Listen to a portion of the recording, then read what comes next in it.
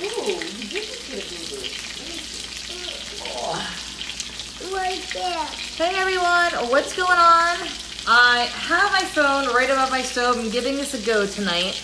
I am making some Parmesan-crusted fried pork chops.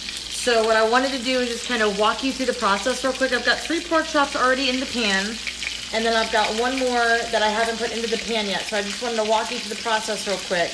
I have just a square Tupperware container right here. And what I like to do when I'm doing these Parmesan-crusted pork chops keto style is I use finely shredded Parmesan cheese in like a bag of Kraft, for instance. So I'm going to take this, grab a handful of it, and just put it into the bottom of my container like that.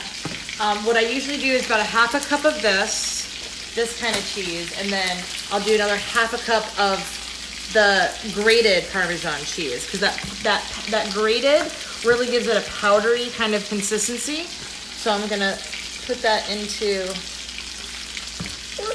and then what I do is just kind of shake it up a little bit, and it gives it like a powdery consistency, but then with the actual grated or the finely shredded Parmesan cheese, it gives it a little extra bite that way.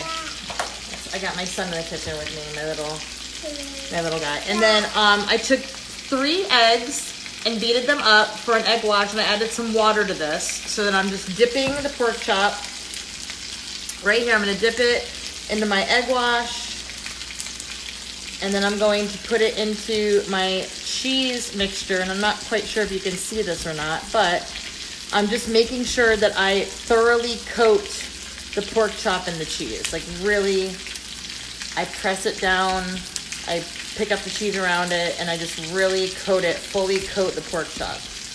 The more cheese you can get on it, the better, the more flavor it's got. And then just a side note, I do make sure that I at least use pink salt and season my pork chops before I put them into the egg wash and the Parmesan cheese mixture. So what I do is I cook each pork chop for about 2 to 3 minutes on either side, and I flip them about 3 or 4 times this way. That kind of makes sure that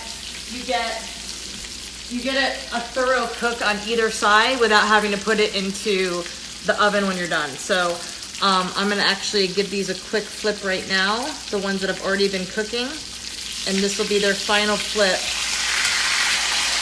And you can see that it's getting, the Parmesan cheese is getting really crispy.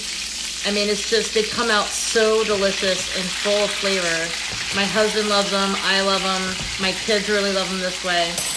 And then you can put any kind of veggie on the side. What I've done here is I have 1 whole head of broccoli, and I just chop the very tips of it off, so I just get the florets off of it, fresh head of broccoli. And then I put it into a big gallon Ziploc baggie, and then I pour, I keep one of these olive oil things in my cabinet. So I poured about, I don't know, probably about 1/4 cup of olive oil in here, because I want to make sure I'm getting all my fats in here. About a 1/4 cup of olive oil in here, and then pink salt, some pepper, onion powder, and garlic powder. And I just shake a little bit of this stuff in there, no big deal. And that's pretty much it. And I'm gonna put it into my toaster oven at 425, whatever, 450, for about 10 to 15 minutes, and they'll get a really good roast on them, and they'll be ready to rock and roll by the time this pork chop is done cooking. And that's pretty much it. So if you have any questions, you want to learn more about pork chop recipes, tell me pork chops in the comments. I got all kinds of pork chop recipes. I love pork chops. But this is my favorite. I love doing Parmesan-crusted anything, and especially Parmesan-crusted pork chops, because it's a pretty easy weeknight dinner. Everybody loves it, full of flavor.